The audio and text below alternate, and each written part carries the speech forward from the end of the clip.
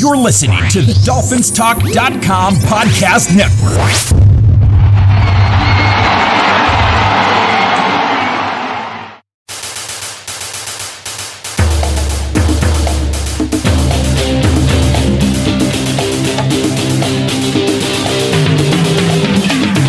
You're listening to DolphinsTalk.com Daily, the most listened to daily Miami Dolphins podcast on the internet. Come on, Dolphins fans. Time to fins up.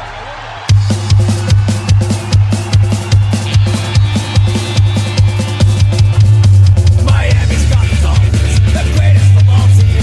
We take the ball from goal to goal like no one's ever seen. We're in the air. Good evening, Miami Dolphins fans. How are you today? And thank you for listening to the DolphinsTalk.com podcast on this Tuesday evening, October the 17th. I am your host, Mike Oliva, flying solo today, as we have a lot to talk about in the world of the Miami Dolphins. We're going to talk about this weekend's big game between the Dolphins and the Eagles, and so many more other fun topics. But before I get to any of that, as always, a big shout out to everyone listening at finheaven.com. Everyone go to finheaven.com, the largest Miami Dolphins message board on the internet. Also, a shout out to our friends at the I Am a Miami Dolphins Fan Facebook group. If you're on Facebook, please be sure you are part of the I Am a Miami Dolphins Fan Facebook group run by the great Carlos Hernandez. And wherever you're listening to this podcast, whether it's on Apple Podcasts, Spotify, Podbean, YouTube, Audible, Google, Stitcher, wherever, subscribe. So when we drop a new show, it goes straight to your smart device. You're notified. You can listen right away. We are the outlet that has you covered when it comes to audio like no other in regards to the Miami Dolphins. We have a show every day of the week. Some days we have multiple shows. So we have a pregame show Sunday, a postgame show Sunday. We have you covered like no other. So wherever you're listening, subscribe to the podcast. And before I get into the topics, I want to give a shout out. I'm back from South Florida finally. I am home. And it was so much fun to be in Miami for about 3 or 4 days over the weekend. And it was so much fun to be at the fan club event Saturday at Bow Campers, Fort Lauderdale. Met so many people, for the first time face-to-face, not virtually. Got to hang out with Seth Levitt for a few hours and chat with him. And I also had the opportunity to, meet like Ashley, the 305 Sports Babe, Lisa, the fanatic who raises so much money for the Dolphins, Challenge Cancer. Got to see her for the first time face-to-face. I got to meet Danny Johnson from the TPP. Of course, I saw Dolph Freaky again. Always fun to see her and hang out with her. And just so many other folks who stopped and said hi to me and, recognized my face and my voice and stuff from the show and from our shows on YouTube and such. So just a big shout out to everyone who took the time to stop by and say hi or wanted a quick picture. It was a lot of fun. Can't wait to get back down to Miami and do it again. And just a great weekend overall. But yes, the fan club event at Bow Camper Saturday probably was the highlight of the trip. Just to finally, with so many people face to face and finally meet them. It was awesome. Okay. Not going to harp on this Miami win over the Panthers from this past weekend. The Panthers are winless. The Dolphins were supposed to win. Yes, the first quarter was ugly. They came back. They won. It was expected. And you beat the teams you're supposed to beat. That's what the Dolphins did.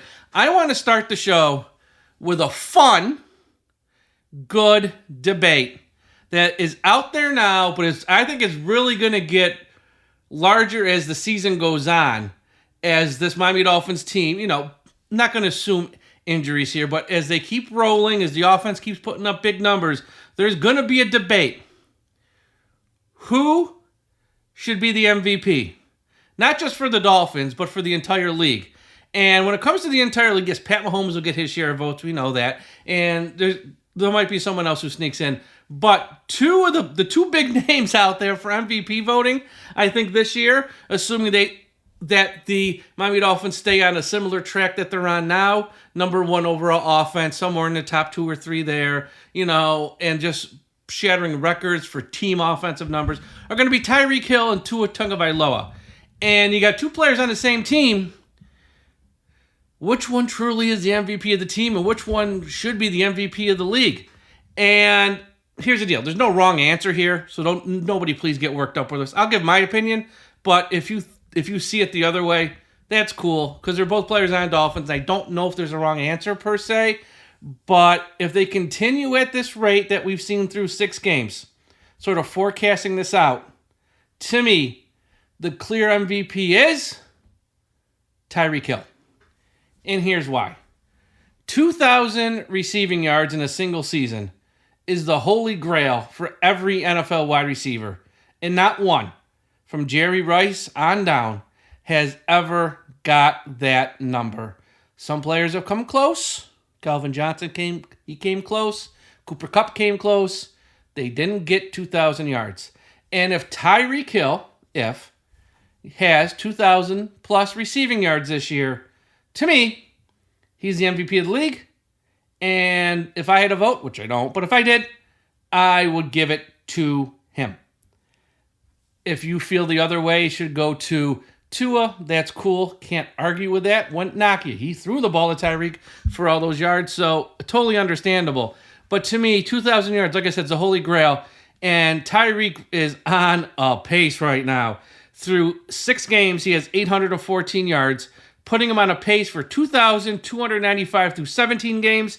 And for those who say 17 games, oh my God, that's one extra game. Okay, put that 814 yards through 6 games on pace for 16 games. That's still 2,160.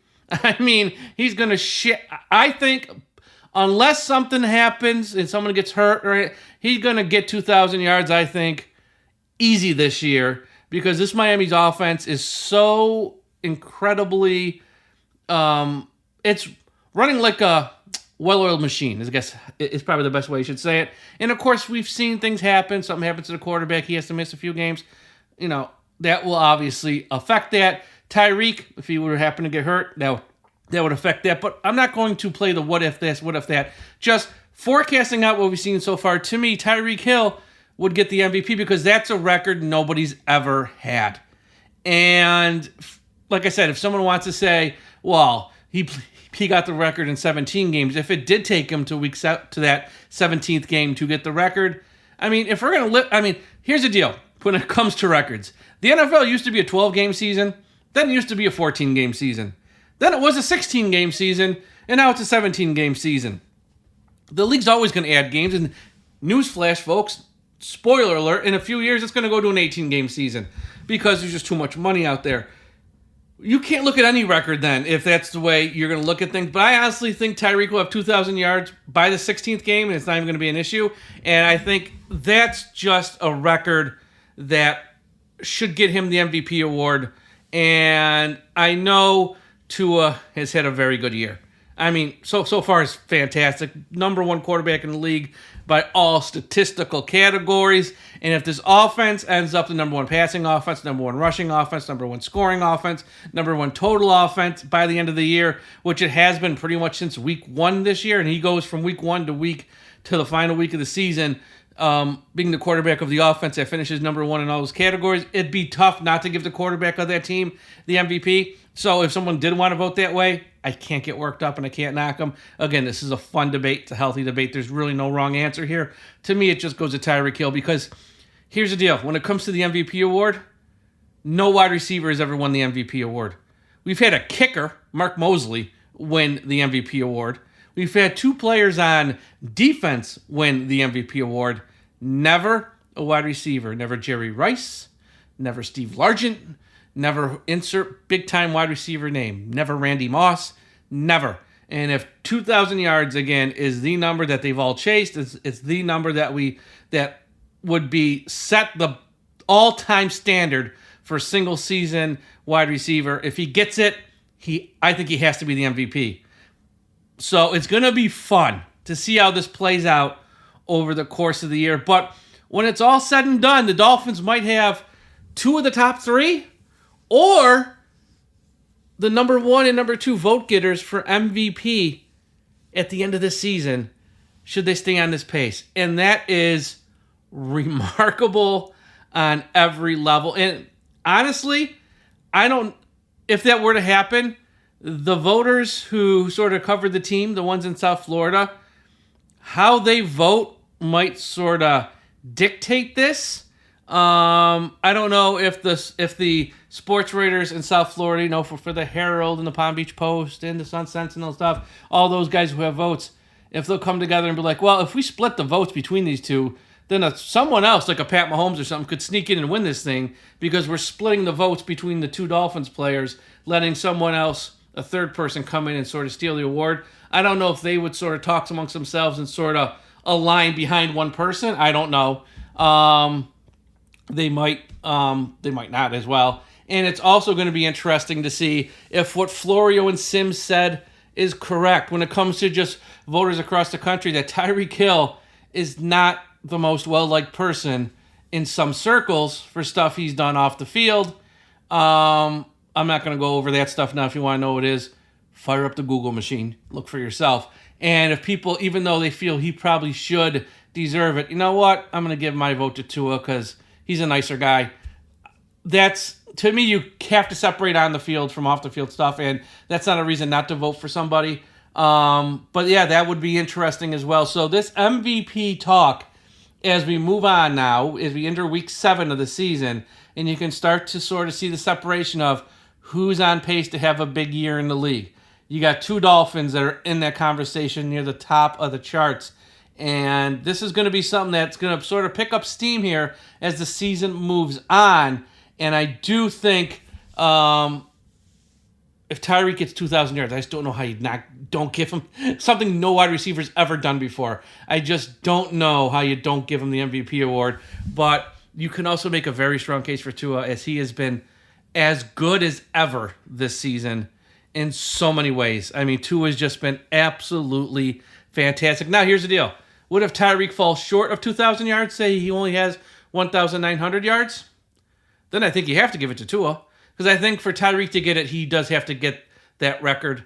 I think if he falls short, if it's 1,999, if he falls short by even a single yard, I think then you have to give it to Tua. That's just my logic, my way of thinking. Again, just one person's opinion. If you don't feel the same way, that's cool. But this is going to be a fun thing here to follow throughout the season. Now, before I talk about the Miami Dolphins versus the Philadelphia Eagles, a big shout out for the sponsor of today's show, Caldera Lab. Men, it's time to clean your face.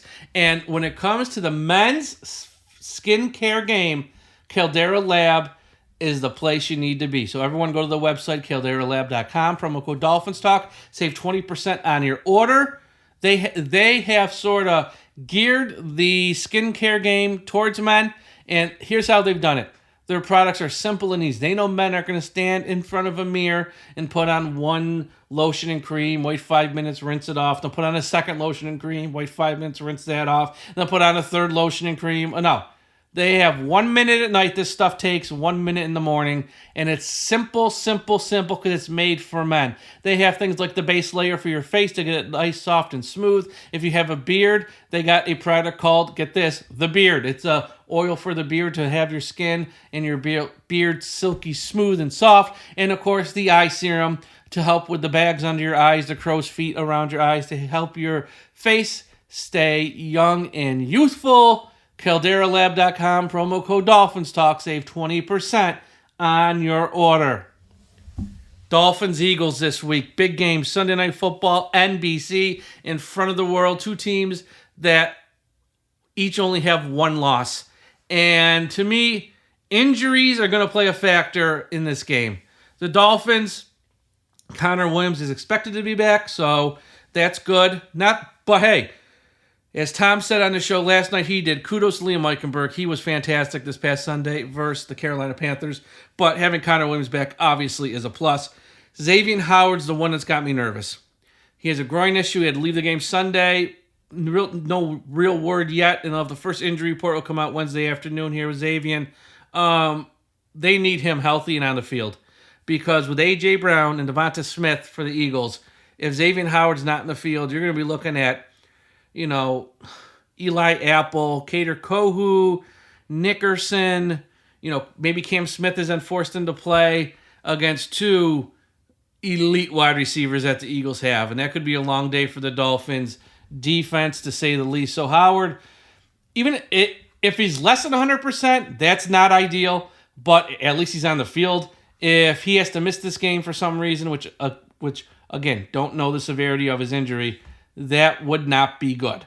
So that's the big one for the Dolphins. Now, the Eagles have a lot of injuries right now. So they're probably in a worse injury shape situation in Miami. The right tackle, Lane Johnson, who hasn't given up a sack since 2020. Yes, you heard that right. He hasn't given up a sack since 2020. He has an ankle injury, and he had to leave the game versus the Jets this past Sunday. His backup, Jake Driscoll, once he got in the game, was not good.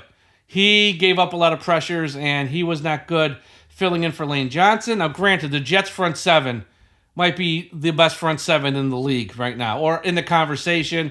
It is a better pass rush in Miami, so maybe Jake Driscoll, not facing the Jets, will do a little better. I don't know. But Lane Johnson, it doesn't look promising for him to play this week, so Miami might catch a little bit of a break there, having to face Jake Driscoll at right tackle compared to a guy who hadn't given up a sack since 2020. The Eagles slot cornerback Bradley Roby has a shoulder injury. The report is he's week to week, but they aren't going to put him on IR. So the fact they're not going to put him on IR, but saying he's week to week, reading between the lines, odds of him playing this week I would think would be slim. So the Eagles' top slot cornerback there, Bradley Roby, I wouldn't expect him to play this week. Now, their safety, Reed Blankenship, had a ribs injury, and he had an x-ray after the game on Sunday. They came back negative, the x-ray, but there's no timetable on his return. And Reed Blankenship is the Eagles' leading tackler. With him injured, and some other injuries they have, the Philadelphia Eagles right now, as of today, October 17th, as I record this, have only one healthy safety on the roster. So they're hurting there with Bradley Roby at slot corner, Reed Blankenship at safety, and another cornerback, Eli Ricks, has a knee injury. He left the game in the second quarter against the Jets, and he never returned. There's no word on the severity of his injury. So the Eagles have three key players in their secondary. Don't know if they're going to play this week. I would say Bradley Roby unlikely. Reed Blankenship's not looking promising. And Eli Ricks, who the heck knows as of today. So this is not the week to have injuries in your secondary if you're the Philadelphia Eagles, as the Dolphins offense, as we know, with Hill and Waddle and Robbie Chosen, I guess we'll call him today, and some of the other weapons, Braxton Berrios, that they have in the passing game. Not the week to have injuries in your secondary, but that's exactly what the Eagles have. And so, both teams here have some key players they probably don't want to play without in this matchup. It also came out on Tuesday that the Eagles signed wide receiver Julio Jones. I don't know if he'll play this week because he just got there, but they did sign Julio Jones. And let me say this here as I wrap up, talking about this Eagles-Dolphins game Sunday. It's a big game. We all know that. We know Miami this year has beaten the teams they're supposed to beat. And anyone who knocks them for that is a fool. But the one big game they played at the Bills, they got their asses handed to them 48-20. The Dolphins here need a strong showing versus the Eagles to show the world that they're contenders and not pretenders. If they lose to the Eagles 24-21, if they lose to the Eagles 28-27, if they lose to the Eagles 31-30 or somewhere along that line, it's a one-score game, it's a close game, it goes down to the wire, you get my point. There's no shame in that. You hung around with the defending NFC champions in their building, in prime time in front of the world, and you came up a little short. That's okay. Not what we want. We want to see them win, clearly, but there's no shame in that. What they can't do is go out there and do what they did in Orchard Park and play a big team, a big-time team like the Eagles, and get blown out 48-20, 24-7, 35-10, whatever the score. You know what I mean. There's a difference in losing by a field goal or a point or two than there is by losing by 2 or 3 scores. And if the Dolphins lose by a point or two or a field goal or a touchdown, not the end of the world. You at least can say, hey, we've lost twice this year, we've only looked bad once, and we went toe-to-toe with one of the best teams in the league in their house. And I feel like the Dolphins are contenders, and we just got to get better between now and the playoffs to hopefully make a run in the playoffs. It's not the end of the world. If they go out there, though, and get their doors blown off, then it's fair for anybody on TV, for any analyst, former coach, player to say, I don't know if the Dolphins are for real, because every time they play a team that's good, they get beat, and they get beat badly. So that's why this game versus the Eagles from Miami is so important. If you want respect, you got to go out there and get it. And you can get respect in the loss as long as you play tough and hang in there and show the world you belong. But if they go out there and get their doors blown off, it's not going to be pretty. And any criticism that comes away the Dolphins, it's fair. It just would be fair. So I'm excited about this game. I think Miami, I don't know if they're going to win, but I think they'll play much better than they did against the Bills, who was, in my eyes, the last real team they played. The Giants were a hot mess. The Panthers were a hot mess. The Chargers win was nice week 1, actually, but I know what they've sort of been since then. The Patriots are a hot mess. The Broncos are a hot mess. Miami has done what they're supposed to do and beat the teams they're supposed to beat, and anyone who wants to knock them for that, like I said, is a fool.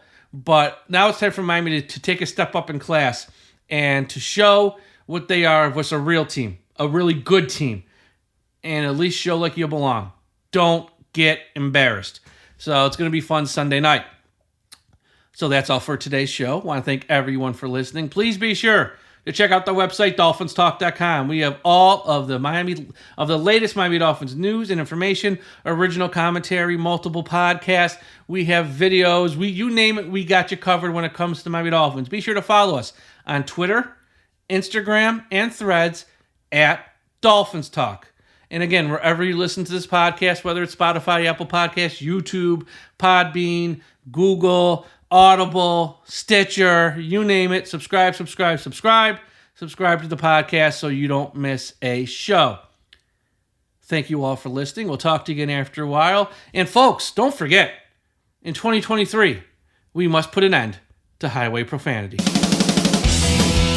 Thank you for listening to the DolphinsTalk.com podcast. Be sure to visit DolphinsTalk.com every day for all of your latest Miami Dolphins news.